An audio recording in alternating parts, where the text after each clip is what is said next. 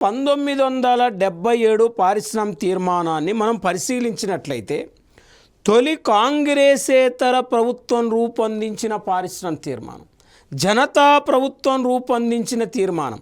అంటే 1948 1956 industrial policy Congress ప్రభుత్వం రూపొందిస్తే 1977 industrial policy కాంగ్రెసేతర ప్రభుత్వం రూపొందించింది.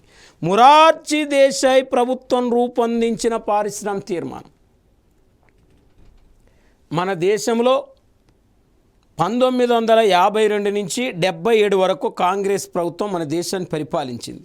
1977వ సంవత్సరంలో మరి అధికారంలోకి వచ్చిన జనతా ప్రభుత్వం, కాంగ్రెసేతర ప్రభుత్వం ఇక్కడ 1977 ఇండస్ట్రియల్ పాలసీని రూపొందించింది.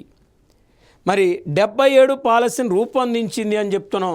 కాంగ్రెసేతర ప్రభుత్వం రూపొందించిన తొలి పారిశ్రామిక తీర్మానం అని చెప్తున్నాం. ఈ 77 ఇండస్ట్రియల్ పాలసీలో చిన్న తరహా పరిశ్రమలకు ప్రాధాన్యత ఇవ్వటం జరిగింది.